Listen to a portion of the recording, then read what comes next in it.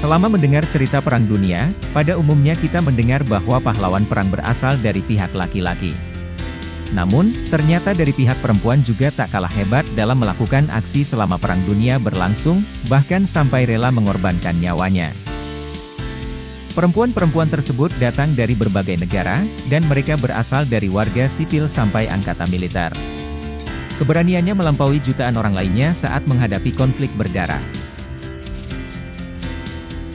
Siapa sajakah perempuan-perempuan tersebut? Mari kita simak dalam ulasan berikut.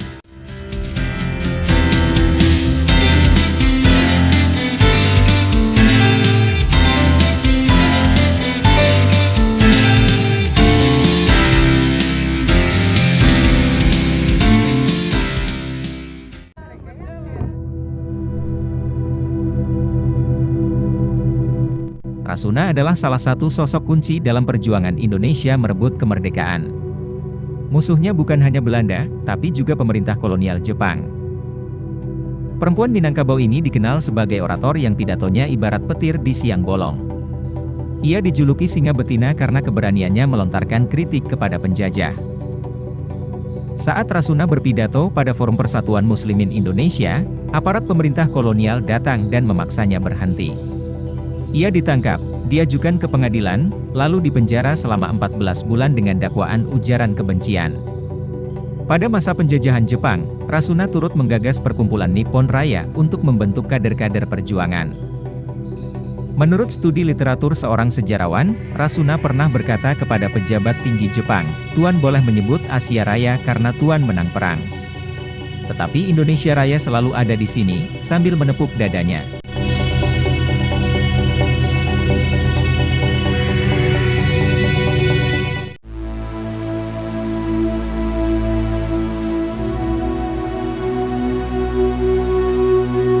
Benhua adalah perempuan asal Cina yang menentang penjajahan Jepang di negaranya tahun 1937.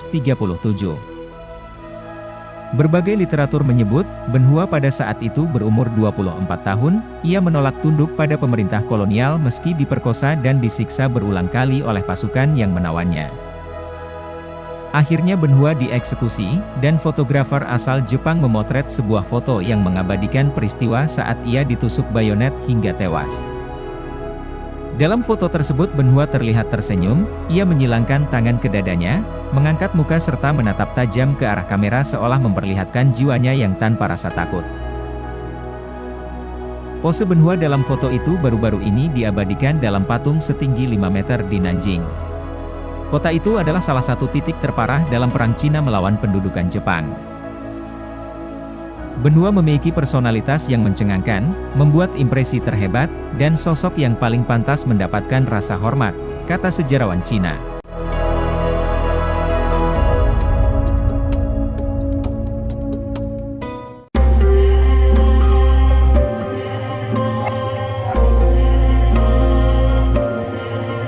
Ratu sekaligus mata-mata Inggris, Nur Inayat Khan adalah keturunan langsung dari Sultan Tipu, penguasa kerajaan Muslim di Sore pada abad ke-18.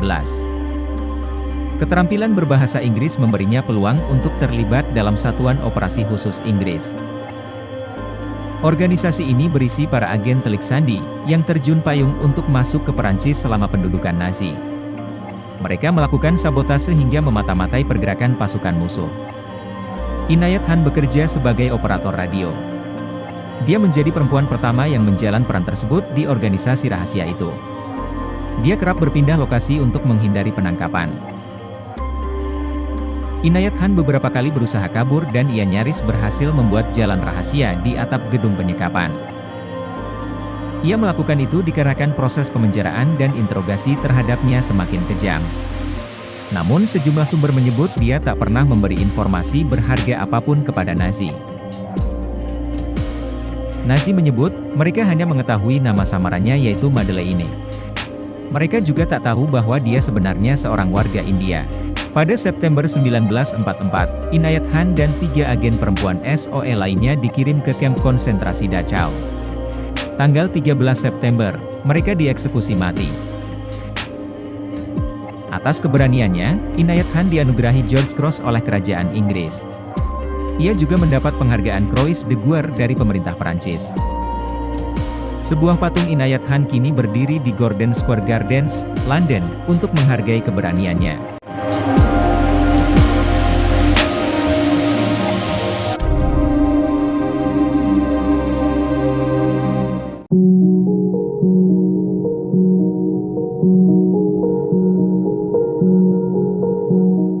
Lyudmila Pavlichenko adalah salah satu sniper paling gemilang sepanjang sejarah. Sebanyak 309 tentara Jerman terkonfirmasi tewas ia tembak selama pendudukan Nazi di Uni Soviet tahun 1941. Puluhan korbannya adalah spinner yang kalah dalam pertarungan kucing tikus. Keberhasilan Lyudmila membunuh musuh selama pengepungan kota Sevastopol dan Odessa diganjar julukan wanita pembawa kematian. Para penembak jitu Nazi tidak dapat menemukannya, walau ia terluka akibat ledakan mortar. Dia akhirnya ditarik dari garis depan, dan diberi tugas menggunakan ketenarannya untuk menarik dukungan terhadap upaya Soviet berperang melawan Nazi. Sebagai representasi citra tentara merah Soviet, ia pergi ke banyak negara, termasuk bertemu Presiden Amerika Serikat kala itu, Franklin Roosevelt. Meski dianugerahi bintang emas pahlawan Uni Soviet, kisahnya dihilangkan dari sejarah. Hal itu bisa dilihat dari narasi Soviet tentang Perang Dunia Kedua yang lebih berpusat pada citra tentara laki-laki yang berani.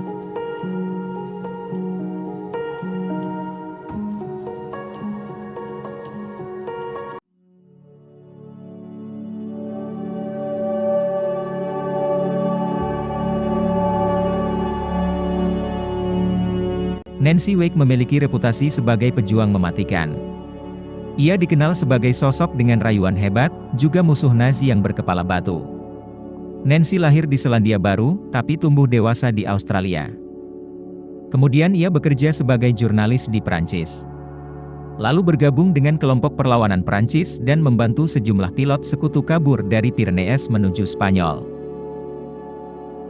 Ketika jaringan yang dibangunnya membelot ke Jerman tahun 1942, ia melarikan diri ke Inggris. Suaminya, Vyokcha, yang tidak ikut kabur akhirnya ditangkap dan dibunuh tentara Nazi. Nancy lantas kembali ke Prancis dalam operasi terjun payung dan bekerja untuk Satuan Operasi Khusus Inggris. Ia pernah terlibat dalam sejumlah misi mematikan, mengklaim pernah membunuh prajurit Nazi dengan tangan kosong, bersepeda secara sukarela sejauh 500 km menuju area musuh, untuk memasang radio yang berharga milik sekutu yang hilang. Lalu ia juga bersedia berdandan dan berkencan dengan orang Jerman untuk mendapatkan informasi. Nancy mendapat banyak panggilan dari Jerman selama perang, tapi dia selalu berhasil menghindari mereka, kata Peter Fitzsimmons, penulis biografinya. Karena kemampuannya mengelak dari Jerman, Nancy dijuluki si tikus putih. Julukan itu juga menjadi judul buku autobiografinya. Nancy menerima banyak penghargaan setelah perang. Dia wafat 7 Agustus 2011 pada usia 98 tahun di London.